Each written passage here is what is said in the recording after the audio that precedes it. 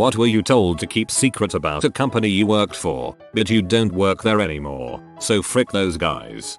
Soy sauce. The secret ingredient in Jimmy John's tuna salad is soy sauce. I was at one of the larger universities in the Midwest, working on my doctorate. One day, my laptop was stolen from my office. Filed a police report, assumed it was a lost cause, but only a limited number of people have access to that office, so it bothered me. I had my suspicions about an individual, but no proof. Explanation from building superintendent. Homeless man brought ladder in and climbed over ceiling boards at night. Apparently this had happened before, and the guy was still floating around somehow. Also curiously, my office mate had had some checks stolen and attempted to cash a few weeks prior, so I had reason to believe this was wrong and something else was going on. Things don't just walk away from locked offices. Week later, I'm on the pot late at night and walk out to find my laptop and half a dozen other valuables, including a checkbook, staring at me across the hall. In the open janitor's closet, he was down the hall cleaning another office. So I grab it all, run back to my office, and call campus police. They show up, take report, collect stolen items, call it a day. Next day, Super calls me into office and tells me that I was wrong and found that stuff in the hallway, and that I need to amend my report, clearly implying that my enrollment was at stake. What he doesn't know is that I had already completed my grad requirements and there was no way in heck they could legally pull them. I made copies of everything, all electronic and paper, lots of trail to cover my butt. I'd already had tons of problems getting what I need, and I wasn't going to let them win. So I went back to the campus police and told them what happened. Turns out the janitorial staff shouldn't have even been there at the time I found those things. They were scheduled for much later at night. A week later the campus cops came back and said they had to drop the case because it had been resolved. At this point I don't trust anyone, so I call the real cops. They take a report and can't believe what they're hearing. Detective says protecting students in a rough town is a top priority and thanks me for this information. A couple of months later, newspaper article detailing how school had been hiring without any background check at all. Hiring paying under the table, including ex-cons and people with active arrest warrants. They had even been using the place to distribute drugs. Whole janitorial grounds department gets turned over within days. Big public apology. I still got my doctorate. TLDR. Everybody got fired because I would not go quietly into the night. TLDR. Everybody got fired because I would not go quietly into the night. I will not vanish without a fight.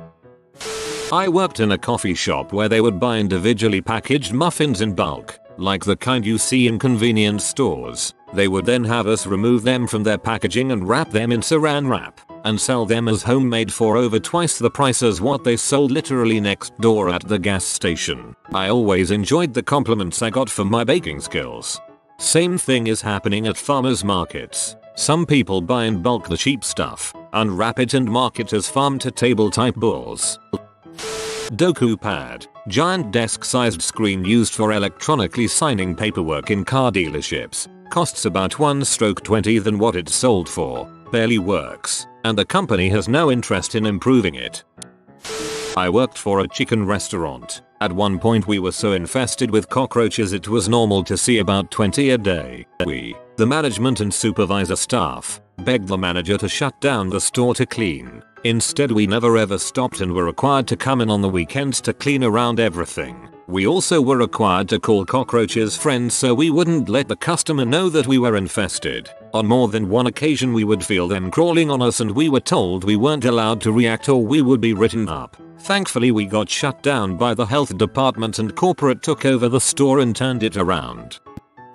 I started working as a casual in a seafood department of a supermarket franchise a while ago. After 2 months they moved me to full-time.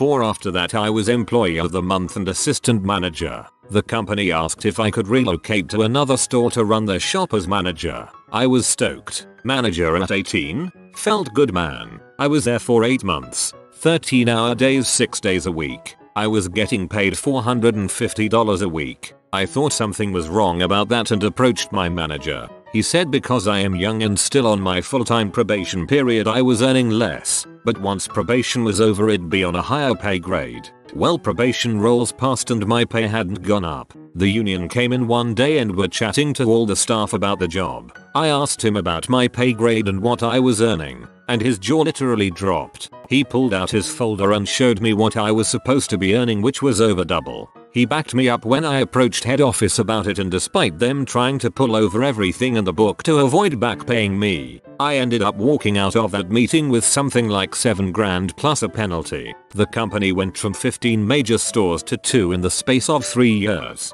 After reading all the terrible stories, it's so great to hear one. Justice. Cheers. I worked at a gas station auto shop and I was told to dump used motor oil in the gravel behind the building because the storage tanks were full. It's a pretty open secret, but Walmart constantly works part-timers 40 hours a week so that they don't have to give them the benefits of full-time employees. I still work here, but still, frick Walmart.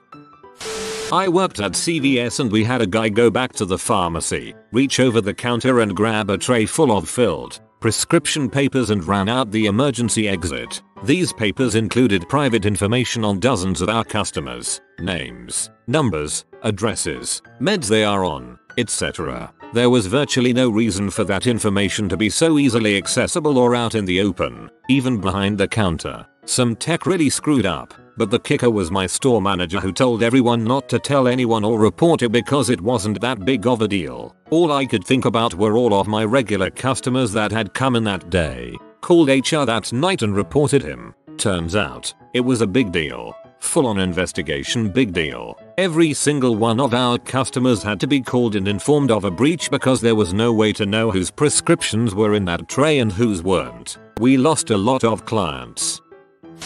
Dollar General here. I was written up for not working off the clock. My manager's boss even knew I got wrote up for that crap and said nothing.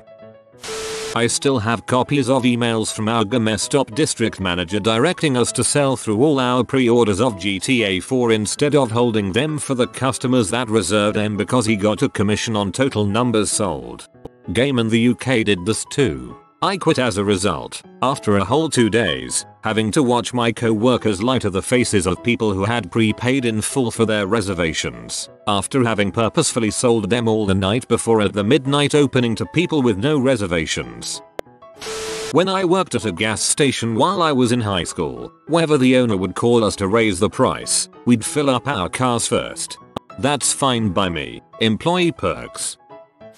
I used to work at Tim Hortons. This isn't exactly a trade secret, but get a blueberry tea bag and steep it in white hot chocolate. I never tried it myself, but it's apparently delicious. Wholesome secret. At a movie theater where I used to work, at the end of the night, we would collect all the unsold popcorn and stuff it into these enormous yellow trash bags. The next morning, yesterday's popcorn was the first to go in the warmer. My boss said that popcorn was fine to reheat and serve for up to a week. We never dated the bags, though. Bags that we were not allowed to throw away. We reused them all the time, so there was literally no way to know how old the popcorn was. Not as horrifying as some stuff here, but I thought it was kinda gross.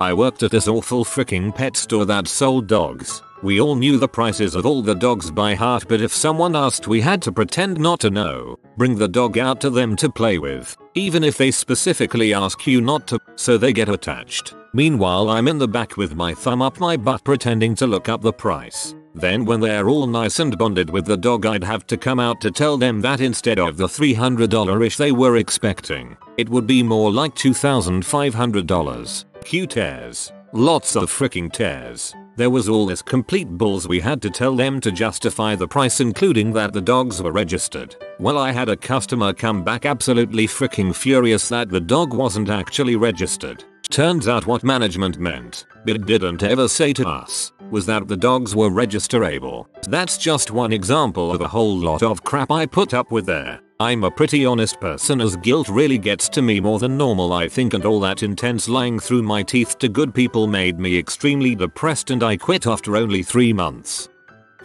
Went to an Aveda beauty school. Every year Aveda does a big recycling cap program. since most plastic caps cannot be recycled. We collected caps for a month, and our clients were really excited to be helping the environment. After the promo was done, the instructors made us grab 3-4 garbage bags of caps each, and we threw them in the dumpster of the building next door. We didn't even use our own trash, probably because Aveda can't take away their franchising rights if they find any infractions. Also, Aveda is owned by Estee Lauder, so there is literally nothing natural about them, and they test on animals. And our clients were really excited to be helping the environment. There's some disheartening stuff on this thread, but for some reason this line made me feel extremely sad. Maybe it's the purity and innocence of someone being over the moon about their good deed for the day and actually wanting to help the environment only to be made the fool.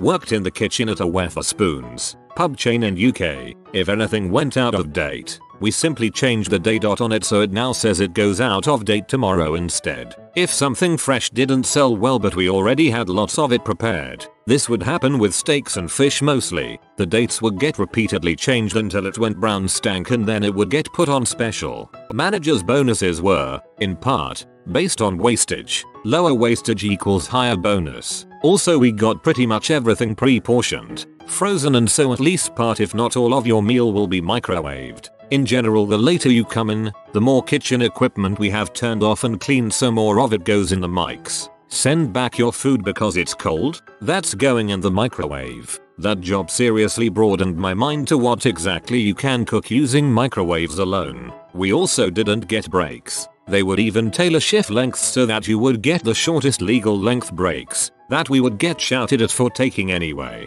For example, a 5-hour shift gives you a 15 minutes break, but a 4:45 shift gives you no break. Guess which one they give you? I managed a food joint at a Six Flags when I was 16. But a 16-year running a food establishment is not even the worst part. We literally watered down the nacho cheese about 50/50. I grilled chicken for 10 hours a day on the same grill without time to clean it, so by the end of the day there was a 1/4 inch of gunk built up. I had new crew members every day who had never worked there before. My managers would take their breaks when we needed to close, but we couldn't leave until they checked our work. So we would just sit for a good 30 minutes before we could go home. I ended up getting fired because I accidentally bumped a hidden security camera while cleaning in the back room. Gunk. Seasoning.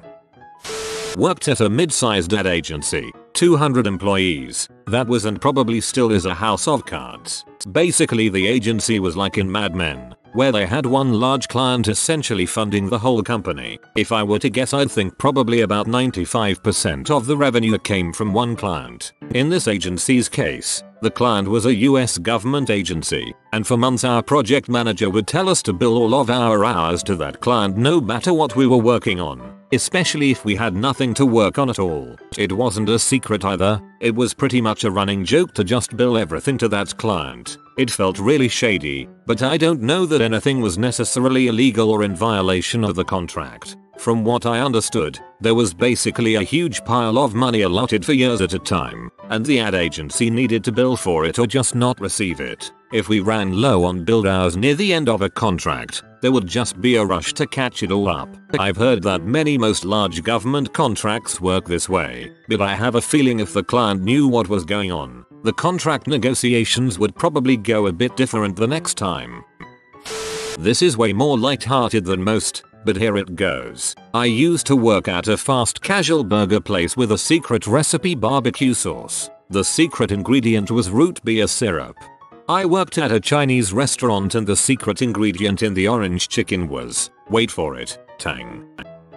I have an experiment for you. Take a thin stack of regular index cards and go to your local Walmart. Go to the fresh chicken section. The long clear plastic strip at the front of the shelf can be lifted up out of the black shelf. Lift it up. Take your index cards and place it where the plastic was. Now run it, without lifting it up, to the end of the shelf. If half-rotten chicken guts don't fall out of that shelf, then you are at a cleaner Walmart than I've ever been in. Odds are you'll be able to see and smell them caked all over the bottom of the plastic thing as soon as you pull it out of the shelf. When I worked at Walmart, I always waited until the place was practically devoid of customers before I pulled those shelves apart to clean them.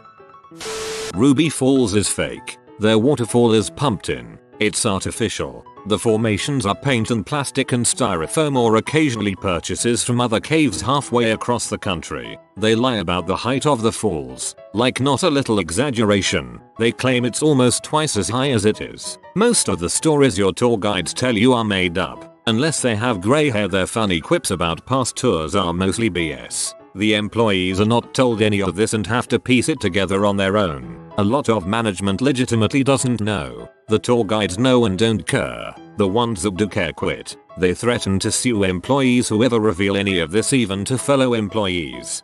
Someone should throw a dye bomb in the water to see if it recirculates back up through the waterfall.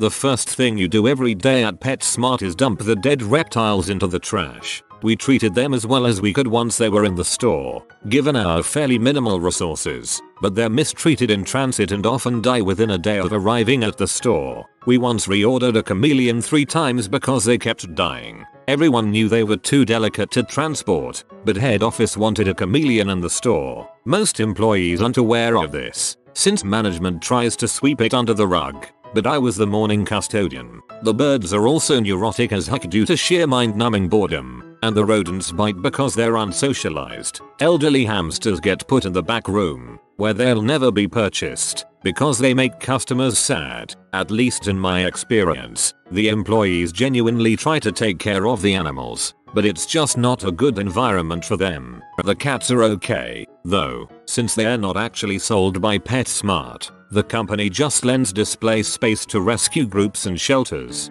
They are mostly pretty happy and well cared for.